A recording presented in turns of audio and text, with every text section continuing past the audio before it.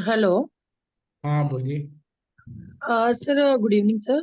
जो भी आपने नोट्स हमें सेंड किए हैं 55 पेजेस वाले, उसमें तो सर सिर्फ हमारे मतलब हाउसेस, प्लैनेट्स और नक्षत्र की है सारा कुछ उसमें। हाँ तो पहले 3 दिन की ही है ना रिकॉर्डिंग। जो अरे पहले सर तीन आप, दिन पहले 3 दिन की ही नोट्स है, पूरी नोट्स थोड़ी है। हाँ, जो 3 दिन का आपने पीडीएफ अभी भेजा है। हम्म।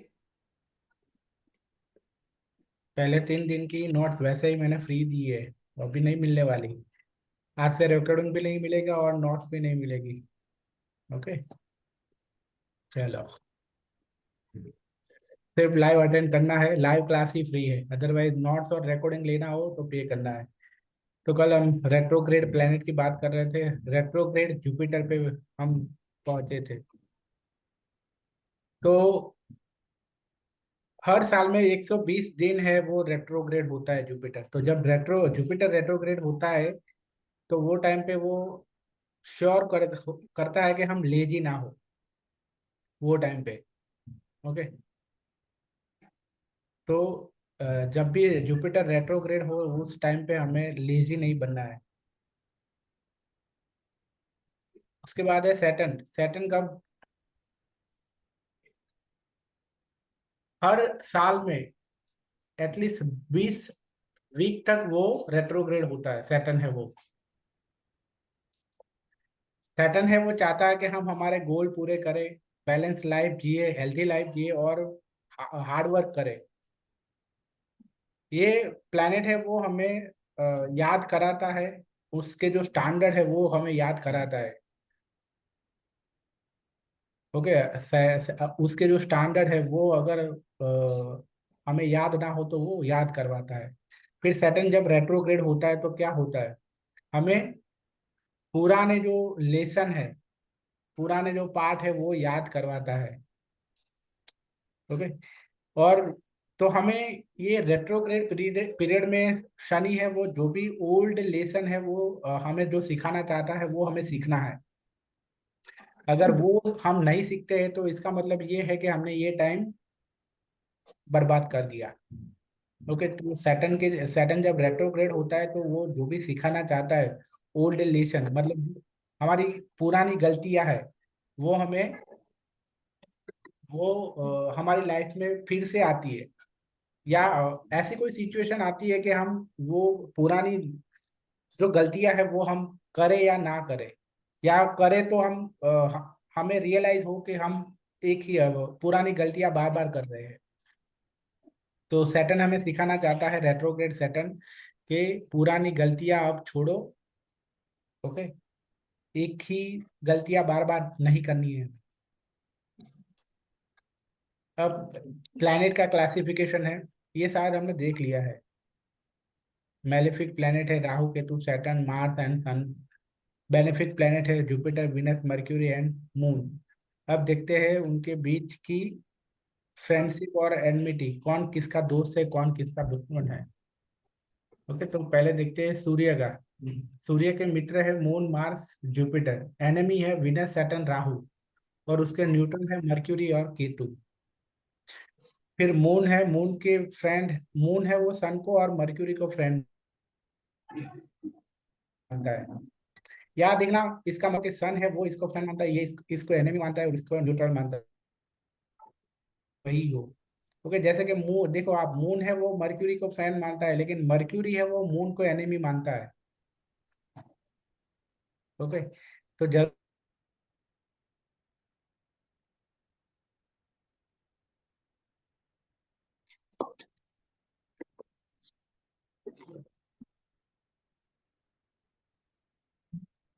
जरूरी नहीं है कि जो जिसको फ्रेंड माने वही मून को फ्रेंड मानता है, तो सन और मर्क्यूरी भी मून को फ्रेंड ही मान।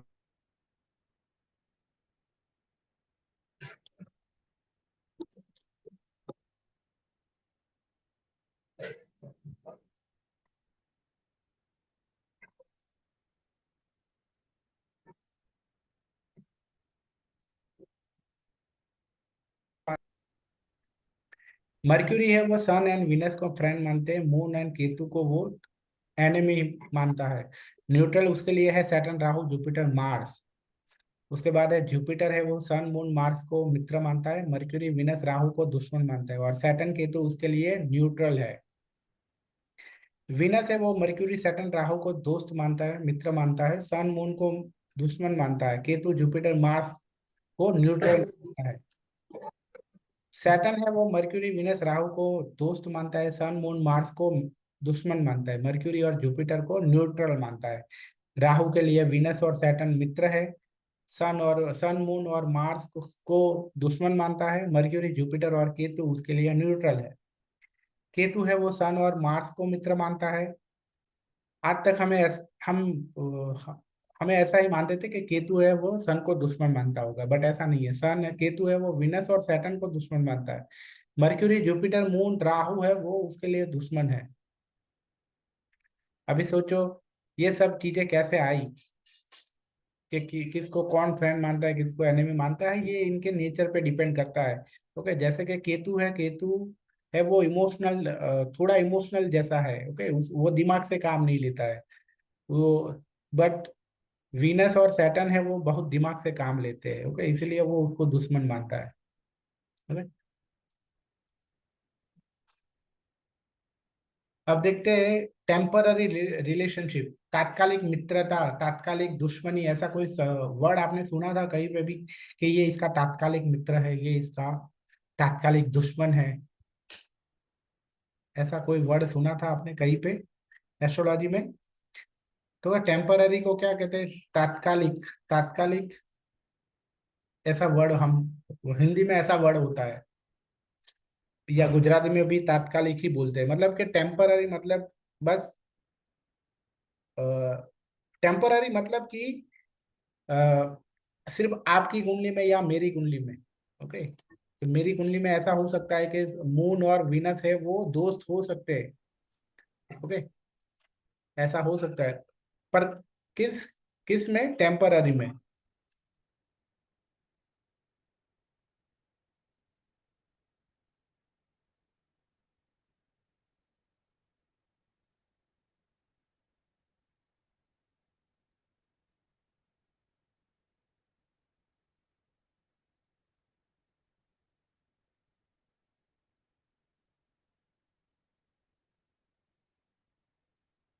ओके, तो अब देखते हैं कि ये टेम्पररी रिलेशनशिप कैसे होता है।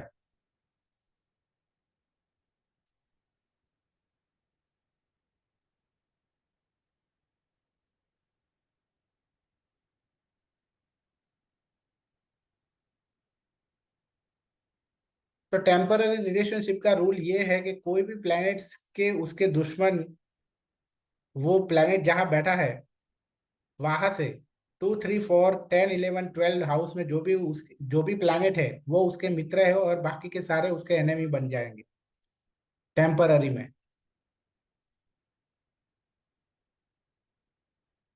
ओके, फॉर एग्जाम्पल अगर यहाँ हम बात करें, यहाँ जुपिटर की बात करें, तो ये जुपिटर से अभी सबसे पहले तो यहाँ से दूसरा तीसरा चौथा घर कैसे होता है वो किसी को मालूम है? क्या रूल है? दूसरा तीसरा चौथा और 10वां 11वां और 12वां, ये याद रखना आप। ओके, तो कोई भी प्लेनेट जहां बैठा है वहां वहां से उसको पहला घर मान के हमें एंटी क्लॉकवाइज जाना होता है। 1, 2, 3, 4, 5, 6, 7, 8, 9, 10, 11, 12। ओके, तो मतलब कि यहाँ जुपिटर से दूसरा हाउस ये हुआ, दूसरा तीसरा चौथा, मतलब कि केतु उसका फ्रेंड होगा। क्यों? क्योंकि रूल क्या है कि दूसरे तीसरे चौथे घर में जो भी प्लैनेट हो वो उसके मित्र है। तो यहाँ दूसरे घर में ये है। फिर यहाँ से 10वां 11वां 12वां घर कौन सा है? तो उसमें कोई भी प्लैनेट नहीं है, ये 12वां घर है, ये 11वां घर है, और सर ये ये रिपीट करना एक बार, ये समझ में नहीं आया, ये आपने कैसे बताया?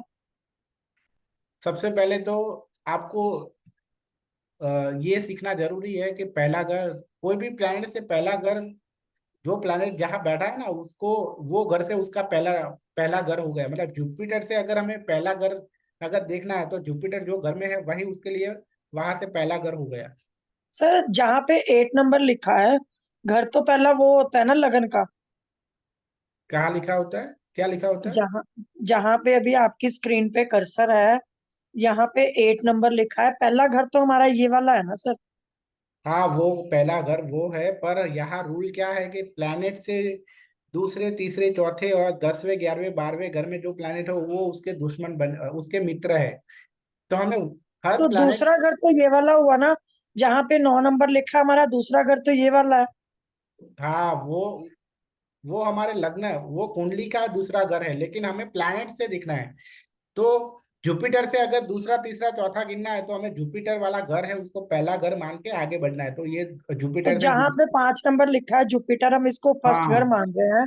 अगर ओके, जहाँ तो पे वीनस, अगर जहाँ पे 11 लिखा है वीनस और मार्स अगर जुपिटर यहाँ पे बैठा होता तो हम इस घर को पहला मानते। Yes yes yes. तो रूल ये कहता है कि हर प्लैनेट से दूसरा तीसरा चौथा और 10वें 11वें 12वें घर में जो प्लैनेट हो वो उसके दुश्मन मित्र है। तो हमें जुपिटर के लिए अगर उसके मित्र, तात्कालिक मित्र ढूंढने हैं, तो यहाँ इसको पहला घर मान के आगे बढ़ना है। पहला घर, दूसरा तीसरा चौथा। तो दूसरे तीसरे चौथे में तो सिर्फ केतु और मून है। यूरेनस और नेपच्यून को तो हमें वैदिक एस्ट्रोलॉजी में गिनना नहीं है। इसका मतलब ये हुआ कि केतु और मून है वो जुपिटर के मित्र हुए। और पीछे 10, ये 10वां घर है जुपिटर से, ये 11वां घर है और ये 12वां घर है, पर ये तीनों में कोई भी प्लेनेट नहीं है, तो यहाँ कोई भी नहीं आएगा। मतलब कि केतु और मून के अलावा जो भी सारे प्लेनेट है वो जुपिटर के तात्कालिक दुश्मन हुए, एज पर रूल। आई बात समझ में? दूसरे तीसरे चौथे घर में और दूसरे तीसरे चौथे और 10वें 11वें 12वें घर में जो भी प्लैनेट है वो उसके मित्र, बाकी के सारे उसके दुश्मन। अभी समझ में आ गया? जुपिटर का, तो जुपिटर का केतु और मून है वो मित्र हुए, बाकी के सारे प्लैनेट उसके दुश्मन हुए। अंडरस्टूड? जी सर, और जो उसी के यस साथ सर, बैठे वो यस सर। फर्स्ट हाउस रहेगा, वो मित्र रहेंगे कि शत्रु? वो शत्रु रहेंगे। ओके। फर्स्ट हाउस वाले, जी हाँ, सर। उसके साथ जो बैठे वो उसके दुश्मन। इसका मतलब ये हुआ कि जो, अगर दो प्लैनेट साथ में बैठे हैं तो वो एक दूसरे के तात्कालिक दुश्मन हो गए, as per rule. Okay.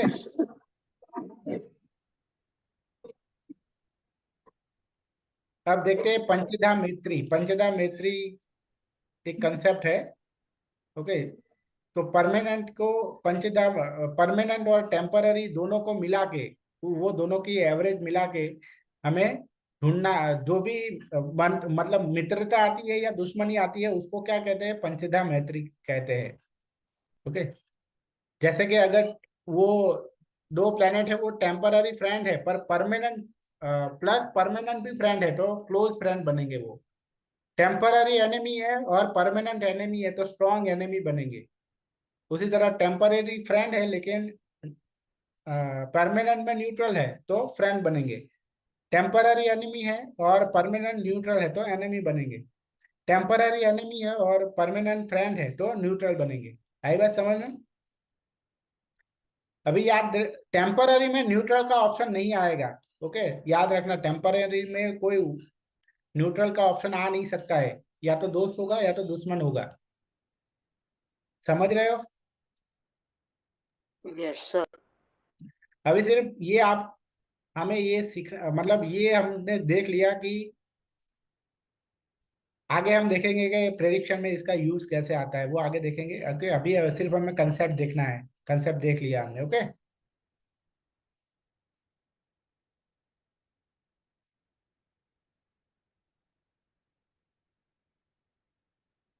Okay, नक्षत्र फिर देखते हैं। नक्षत्र, बट नक्षत्र का प्रेडिक्शन में कोई यूज नहीं आता है, लेकिन तो भी नक्षत्र को समझना सिर्फ जरूरी है, सिर्फ समझना है। ओके, बाकी सारे नक्षत्र हम कवर नहीं करेंगे, लेकिन नक्षत्र क्या है वो देखेंगे। ओके। तो अभी आप देखो कि हमारा ये पूरा ब्रह्मांड है वो कितने डिग्री का है? 360 डिग्री का है। Yes sir. तो 360 को अगर 12 से डिवाइड करेंगे तो 12 राशियां मिलती है हमें। वो मतलब कि हर राशि है वो कितने डिग्री की होती है? तीस 13.20। 30 डिग्री की होती है। 30 डिग्री। Yes sir. ओके। और नक्षत्र कितना होता है? 3 डिग्री, 13 डिग्री 20 मिनट का होता है। ओके। अभी 20 मिनट मतलब क्या है? 1 डिग्री का तीसरा भाग, मतलब कि 60 मिनट जब होता है ना तो 1 डिग्री बनता है। हम्म, आई बात समझ में? तो मतलब कि नक्षत्र है वो कोई भी राशि है, मान लो कि एरीज राशि है, उसमें कितने नक्षत्र आएंगे टोटल? 2 नक्षत्र आएंगे। 13 + 13 26 yes sir, degree plus 40 minute. Yes sir. और बाकी का जो 30 डिग्री में से इतना माइनस करे उतना माइनस आएगा नक्षत्र का पार्ट। मतलब कि हर राशि में दो नक्षत्र दो नक्षत्र होते हैं, प्लस एवरेजली 3 डिग्री जितना पार्ट होता है। 2 नक्षत्र और 3 डिग्री जितना पार्ट होता है, वो मिला के 2 नक्षत्र प्लस सम सम डिग्री मिला के एक एक राशि बनती है। आई बात समझ में? Yes sir. हाँ ये है, ये देखो, मतलब दो दो नक्षत्र प्लस 3 डिग्री 20 मिनट इतना होता है, क्योंकि 2 नक्षत्र मिला के कितना होता है? 26 डिग्री प्लस 40 मिनट। तो उसमें इतना हम इतना ऐड करेंगे तो 30 डिग्री हो जाएगा, 30 डिग्री हो जाएगा, क्योंकि 1 डिग्री मतलब 60 60 मिनट होता है। आई बात समझ में?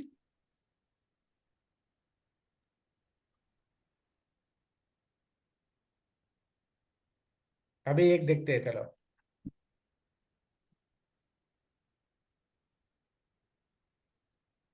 Whole universe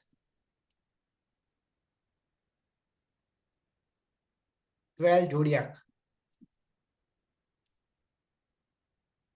360 degree means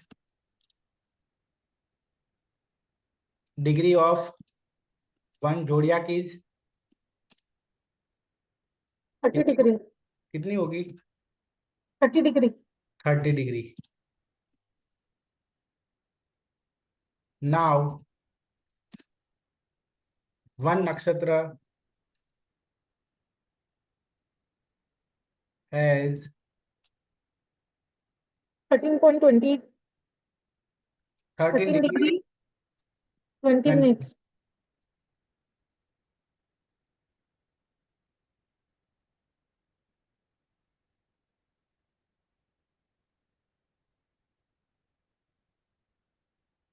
okay, अभी यहाँ एक चीज याद रखना, 1 डिग्री इज इक्वल टू कितने कितने मिनट है? 60 मिनट है। ओके, मीन्स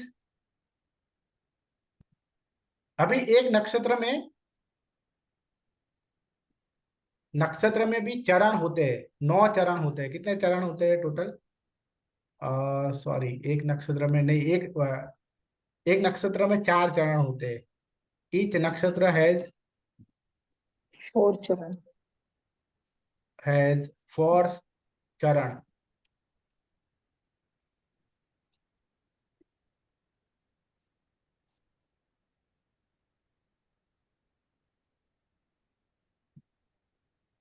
अभी एक चरण में कितना डिग्री होता है मालूम है?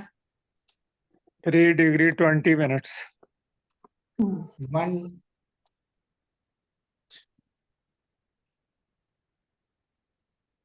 एक चरण में 3 डिग्री 20 मिनट्स।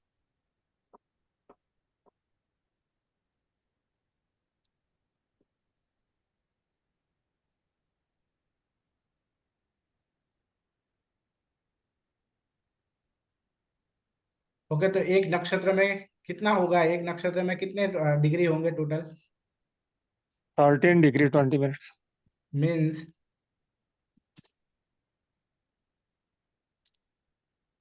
नहीं, हमने एक नक्षत्र का तो हमने देख ही लिया है। तो एक चरण में इतना होता है। अभी एक राशि में कितने चरण होते हैं मालूम है? 9 सर। वो तो पद है। हाँ, पद मतलब चरण ही मतलब। अच्छा। वन राशि है 9 चरण और पद। तो आप देखोगे तो 9 चरण के कितने डिग्री होंगे फिर? मतलब 9 इंटू हमें कितना करना पड़ेगा? 12, 12। 3.20 sir. 3 डिग्री 20 20 minutes. इज इक्वल टू क्या आएगा? 30 डिग्री। 30 degree. ओके, क्यों? क्योंकि अब करो 9 इंटू 3 करो 27, और ये करोगे तो कितना आएगा? 30 180 मिनट आएगा। तो 180 मिनट मतलब कितना होगा? 3 डिग्री होगा। Yes sir. यस। ओके। हम्म। हेलो। आई गए घरे? हाँ, तो हमने आओ गया 8 वागे लेवा। हाँ, आई जा।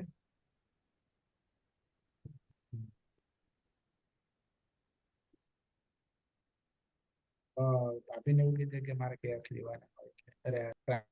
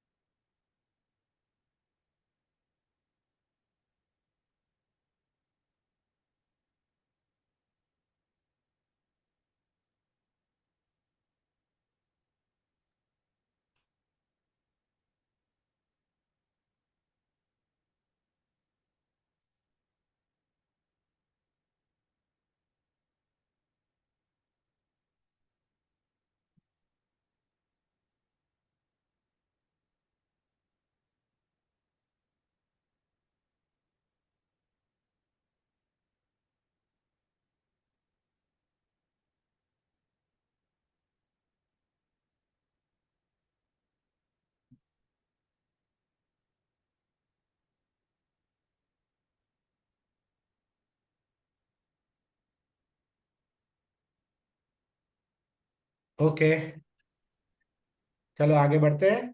तो इस तरह से तो 9 इंटू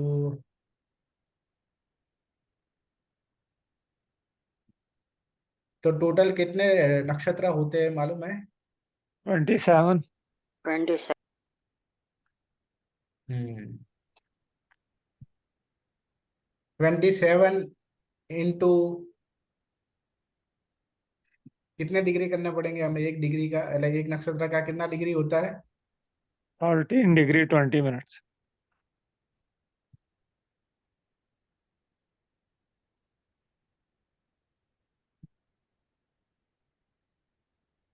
कट करना पड़ेगा। 13 degree 20 minutes. सिंबल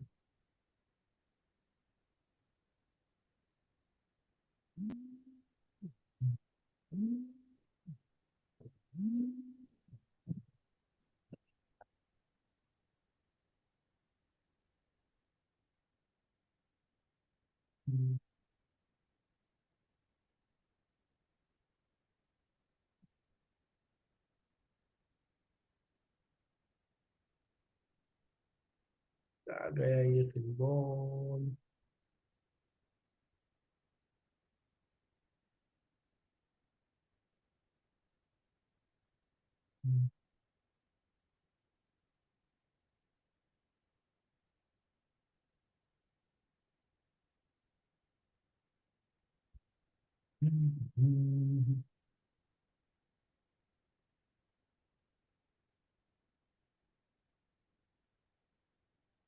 किसी को दिखे तो बताना। क्या सर, क्या ढूंढना है इसमें?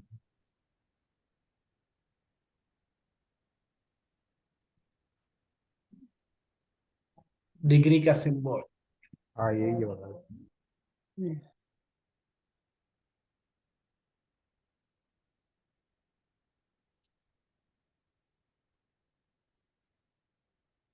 20 मिनट का ये रखना अभी इसमें पे। कितना होगा? 360 डिग्री होगा। 360 पूरी। ओके, तो 27 नक्षत्र ये है, अश्विनी नक्षत्र है। आज नोट्स दिए ना, उसमें है, ये आप गो थ्रू कर लेना। सबसे पहला नक्षत्र है अश्विनी,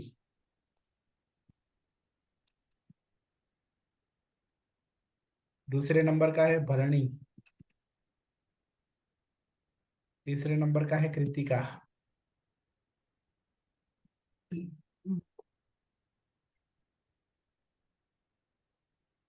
चौथे नंबर का है रोहिणी,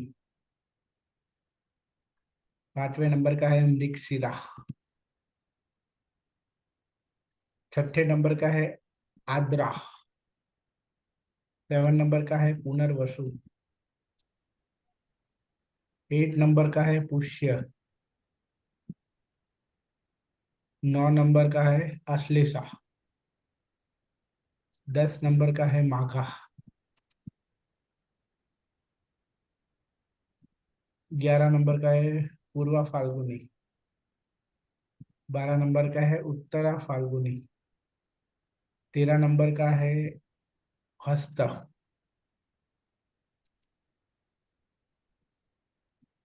14 नंबर का है चित्रा, 15 नंबर का है स्वाति, 16 नंबर का है विशाखा, 17 नंबर का है अनुराधा, 18 नंबर का है ज्येष्ठा, 19वां नंबर का है मूला, 20वां नंबर का है पूर्व आषाढ़ा, 21 नंबर का है उत्तरा आषाढ़ा, 22 नंबर का है श्रवणा, 23 नंबर का है धनिष्ठा, 24 नंबर का है सतभिषा, 25 नंबर का है पूर्व भाद्रपद, 26 नंबर का है उत्तरा भाद्रपद, और 27 नंबर का है रेवती।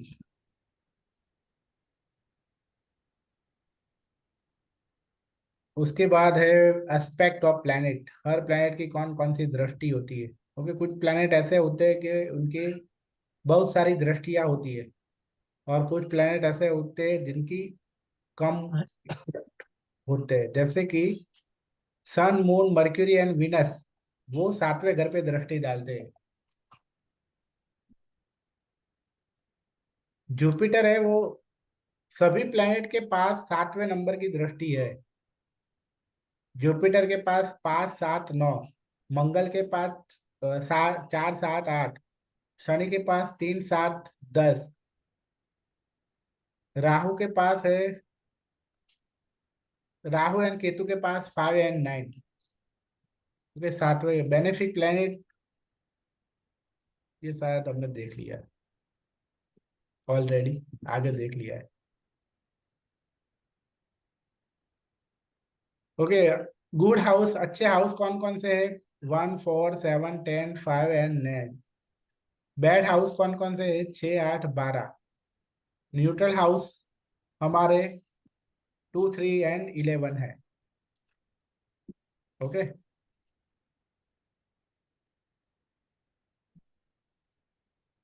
कुंडली में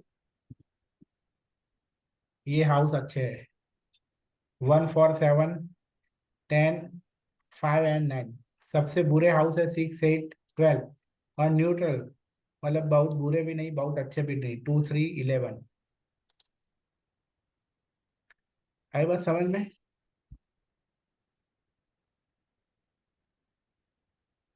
उसके बाद है बैड योगा। तो ये बैड योगा हमारे इसका आज मैंने एक रिकॉर्डिंग भेजा है, ग्रुप में एक रिकॉर्डिंग भेजा है।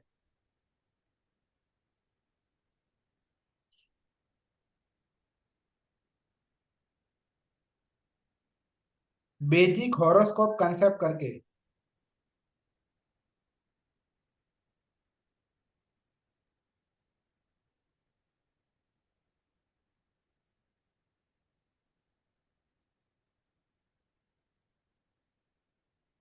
उसमें अब चौथा और पांचवें नंबर का वीडियो आपको रिफर करना है बैड योगा के लिए। ओके, यहाँ हम इस ये यहाँ अभी कवर नहीं होगा। ओके, बैड योगा और गुड योगा दोनों आपको मिल जाएंगे। तो ये हमारा ये जो चीज है वो स्किप होगी।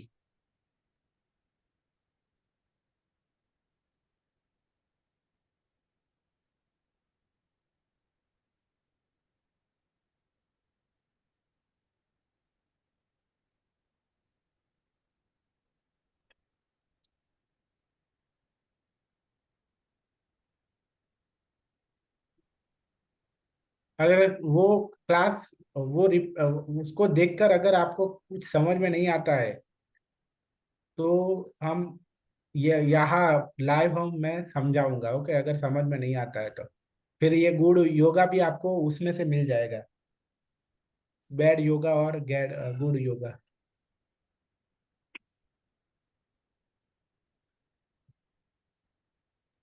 सर एक क्वेश्चन पूछ सकता हूँ? हाँ सर ये जो बेड योग बता रहे हैं आप, तो उसमें रेमेडी के साथ होगा पीडीएफ में? हाँ, रेमेडी के साथ है पीडीएफ में। Okay okay. Okay sir, thank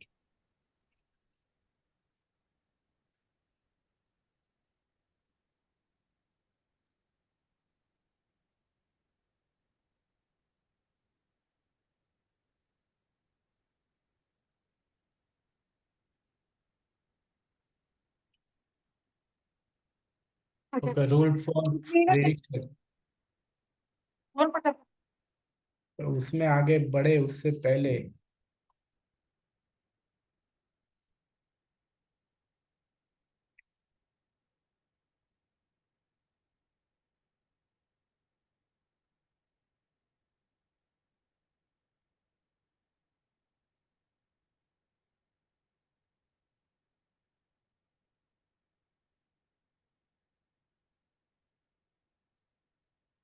okay, तो उसमें आगे बढ़े उससे पहले यहाँ कुछ बेसिक कंसेप्ट हम देख लेते हैं। तो कुंडली के जो कुछ बेसिक कंसेप्ट है वो हम देख लेते हैं। ओके, मैंने कहा था कि कभी भी अगर हमें किसी की कुंडली बनानी है तो हमें हमारे पास कौन कौन सी चीजें होनी चाहिए।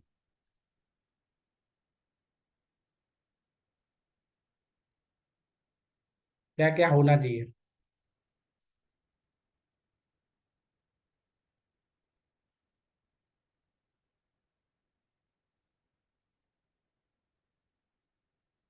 विच डिटेल होनी चाहिए हमारे पास?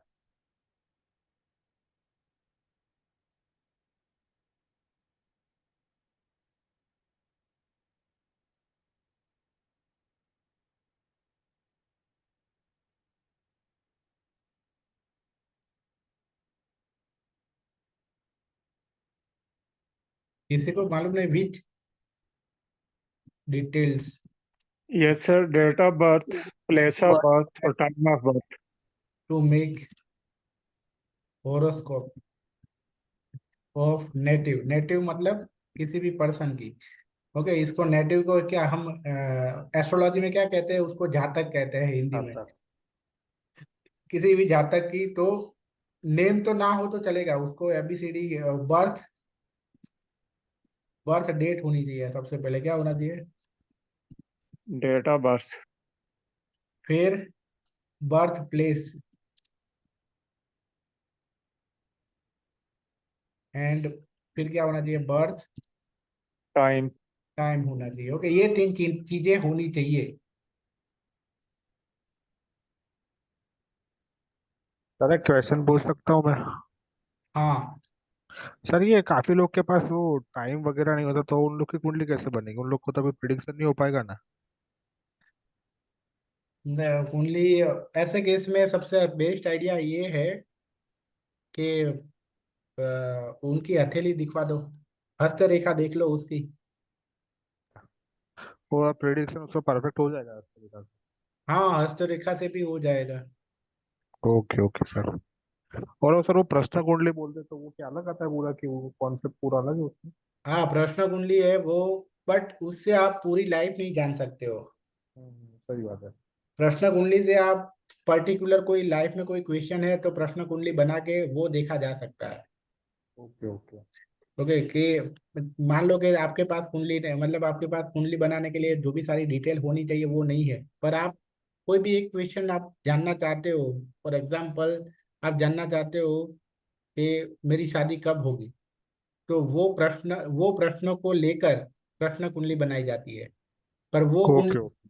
तो वो प्रश्न कुंडली से आपका जो शादी का जो प्रश्न है वही देखा जा सकता है। फिर आप दूसरा कोई क्वेश्चन लेकर आते हो तो दूसरी प्रश्न कुंडली बनानी पड़ेगी। Okay okay. ओके, ऐसा होता है। थैंक यू सर, थैंक है बात समझ में? यू।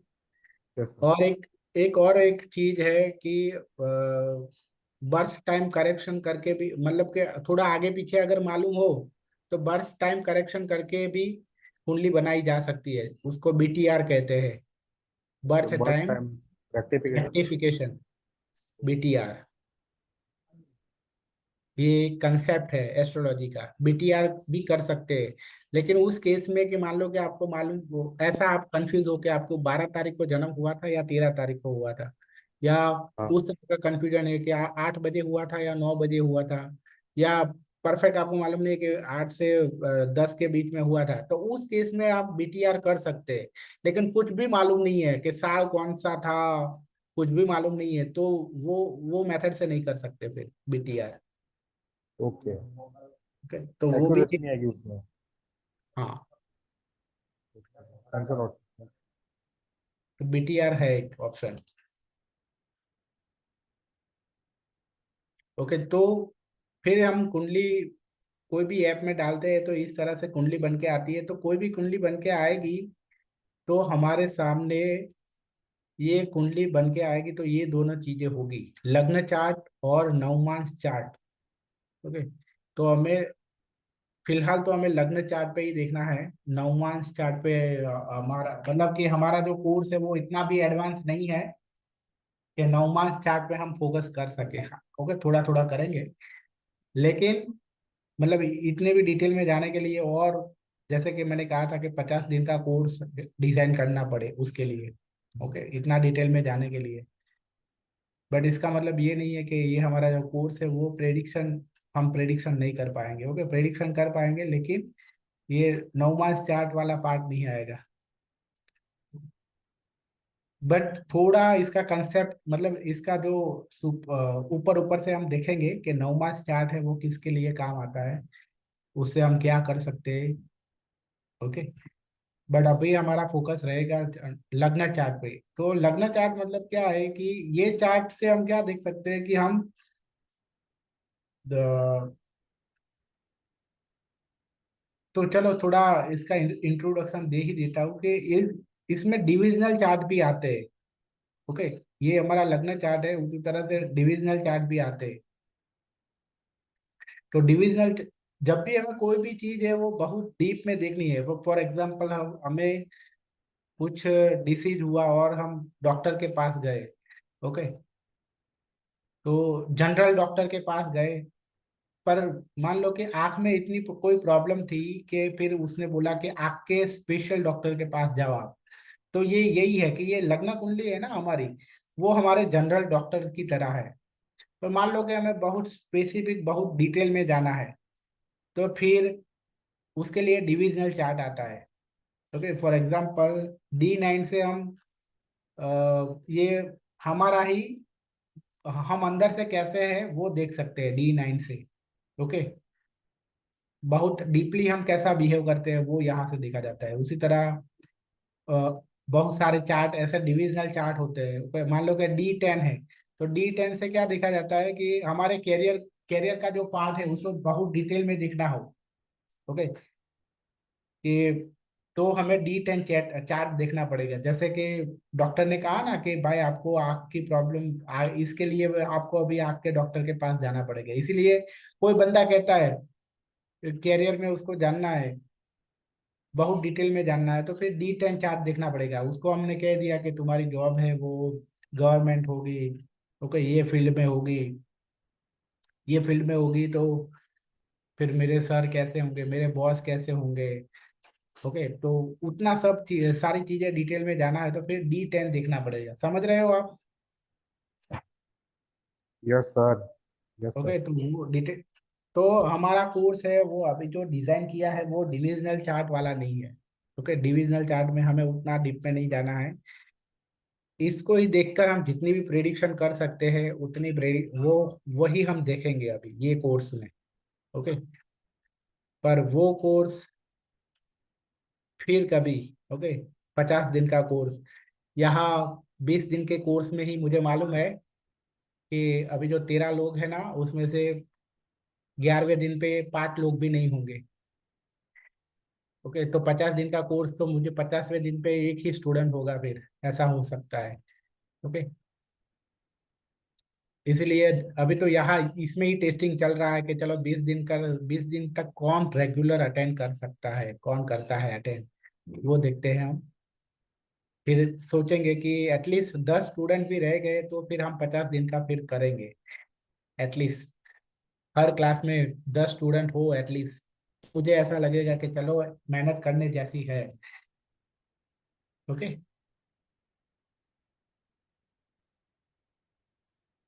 तो इस तरह से फिर हमने कुछ, जब कुंडली कैसे बनानी है वो भी मैंने सिखाया था। ओके, कि कुंडली इस तरह से बनती है। तो इसमें मैंने कहा था कि ऑलवेज यहाँ से पहला घर, ये पहला घर होता है। बाय डिफॉल्ट हमें याद रखना है कि ये पहला घर है। ओके, जिन लोगों को मालूम नहीं होता है वो ऐसा मानते हैं कि ये पहला घर है। ओके, बट ऐसा नहीं है।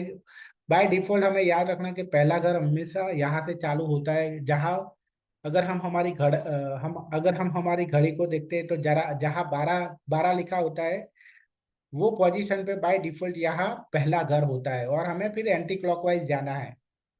ओके, तो ये पहला घर, दूसरा घर, तीसरा घर, चौथा घर, पांचवा घर, छठा घर, सातवां घर, आठवां घर, नौवां घर, 10वां घर, 11वां घर, 12वां घर। ओके, अगर मैं किसी को पूछूं कि मर्क्यूरी है वो कौन से घर में है, तो कौन सा घर आएगा, कौन से घर में है? Mercury sir 4th house fourth. में। ओके, चौथे घर में। ओके, चौथे घर में है और 11 नंबर की राशि में है। तो मैंने ये भी कहा था कि आपको 1 से 12 नंबर की राशियां सीक्वेंस वाइज हर नंबर की राशि याद होनी चाहिए। तो अगर कोई, आपको ये मालूम होना चाहिए, हमें ये याद कि केतु है वो, मैं अगर पूछूं कि कौन सी राशि में है, तो 6 नंबर की राशि मतलब वर्गों में है। केतु है वो वर्गों में है, मून है वो भी वर्गों में है। आई बात समझ में? अगर मैं किसी को पूछूं कि सन है वो कौन सी राशि में है, तो क्या कहेंगे? सर कर्क। फिफ्थ वो हाउस मीन में। राशि में, क्या? मीन राशि में है ना। हाँ, मीन राशि में है। ओके, ओके, चलो अभी अपने आप को अनम्यूट कर देना, सॉरी म्यूट कर देना। ओके, अब और एक चीज क्या थी जो मैं बता रहा था। हाँ, तो ये सब चीजें हमें नंबर वाइज हमें याद होनी चाहिए हर राशि का। Okay, okay.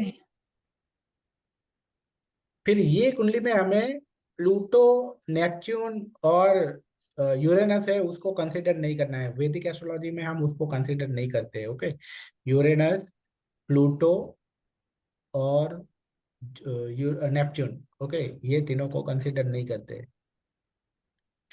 पर मान लो कि किसी का पहले घर में आ गया प्लेनेट, ये तीनों में से कोई भी एक प्लेनेट आ गया, तो वो आपके नेचर में आएगा, क्योंकि जो भी पहला घर क्या है, हमारा नेचर है।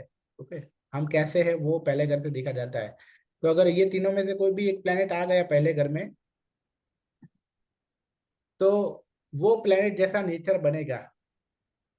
ओके, जैसे कि अगर ये जिस जातक की कुंडली है उसमें पहले घर में नेपच्यून है तो इनका नेचर नेपच्यून जैसा होगा, नेपच्यून जैसा होगा। और दूसरा, पहले घर में स्कॉर्पियो राशि है तो स्कॉर्पियो जैसा होगा। ओके। ओके। अब देखते हैं हमारे इंडिया में हम बोलते हैं ना कि आपकी राशि क्या है, आपकी राशि है, तो ये कुंडली देखकर हमें कैसे पता चलेगा कि इनकी राशि ये है? कैसे पता लगेगा, किसी को मालूम है? ये मूल सर, जहाँ पे जिस जहाँ पे बेटा की बॉक्स राशि में है, चंद्र लिखा होगा वो जिसमें राशि नहीं होती होता है। है। हाँ। ओके, तो इसका मतलब ये हुआ कि ये जातक की राशि क्या है? वर्गो। वर्गो है। ओके।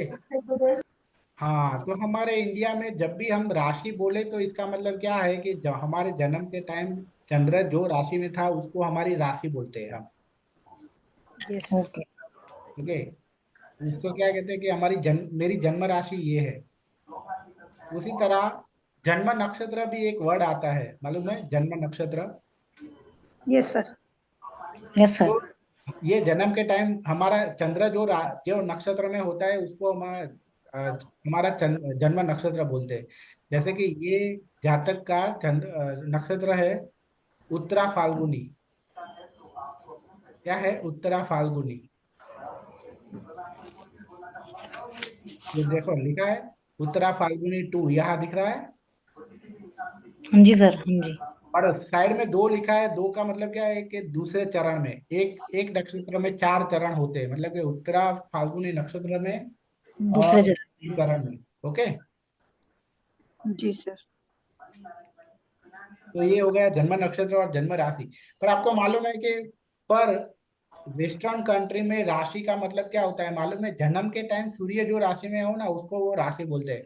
तो मतलब कि इनका जन्म अगर वहां हुआ होता है तो इनकी राशि क्या होती?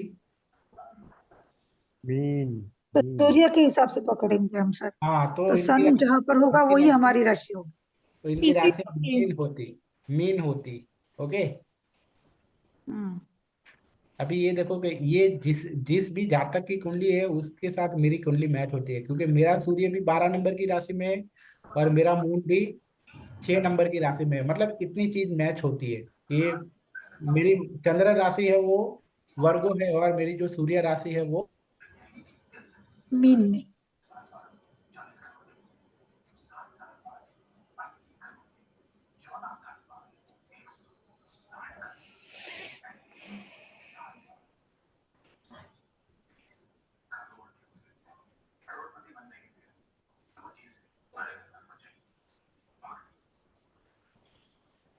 से हो। और ये पहला घर है, इसको क्या कहते हैं? लग्न राशि कहते हैं। क्या कहते हैं? लग्न राशि। लग्न राशि। क्या कहते हैं इसको? लग्न राशि। तो लग्न राशि इनकी क्या हुई? 8 नंबर की, मतलब स्कॉर्पियो हुई। स्कॉर्पियो वृश्चिक लगन। वृश्चिक। ओके। तो लग्न राशि मतलब क्या आप बुद्धि से कह, तो मतलब ये इनकी बुद्धि है वो स्कॉर्पियो जैसी है। ओके, बुद्धि से वो स्कॉर्पियो जैसे है, पर मन से वो वर्गो जैसे है और आत्मा से ये मीन जैसे है। आई बात समझ में?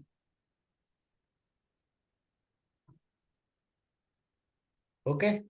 आत्म। अभी आप लोगों को, जिन लोगों के पास भी अपने ये सारी मतलब कुंडली बनाने के जो भी सारी डिटेल है वो कल कुंडली बना के रखे और मुझे इन्फॉर्म करे पर्सनली कि उनकी चंद्र राशि क्या है, सूर्य राशि क्या है और उनकी लग्न राशि क्या है, ये तीनों राशियां कौन कौन सी है, वो मुझे पर्सनली मैसेज करे उसका। ओके। ओके। ये होमवर्क है, मतलब करना हो तो करो, ना करना हो तो कोई बात नहीं है। मतलब कि इतना मतलब जोर जब कंपलसरी नहीं है। बट यहाँ से ये प्रूव होगा कि जो लोग करेंगे उनको रियली में सीखने का वो है, क्या कहते सर हैं उसको? सर मुझे पता है मेरी लगन राशि है जेमिनी और सूर्य राशि है लियो और मून राशि है मेरी Aquarius. Okay okay great. Sir जैसे सन फर्स्ट में है तो 6 राशि में है, तो सर वो वर्गो हुआ। हाँ, 6 नंबर की राशि में है तो वर्गो हुआ ना। और सर मून, जैसे मून राशि मेरी सर धनु है, हाँ। सेजिटेरियस। ओके। ओके चलो कोई बात नहीं, चलो आज के क्लास को यही तक ओके रख। किसी को कुछ पूछना है तो पूछ सकते हो। Thank you so much sir, nice lecture. Okay okay, कल राइट इससे आगे आगे बढ़ेंगे। Thank you so much sir. Thank you thank you. Thank you sir, thank you so much. Okay okay, so I think किसी को कुछ पूछना नहीं है। ओके चलो, तो फिर क्लास को क्लोज करते हैं, मिलते हैं कल 7 बजे फिर से क्लास में। Okay, thank you everyone. Thank you thank you sir, sir. Thank you.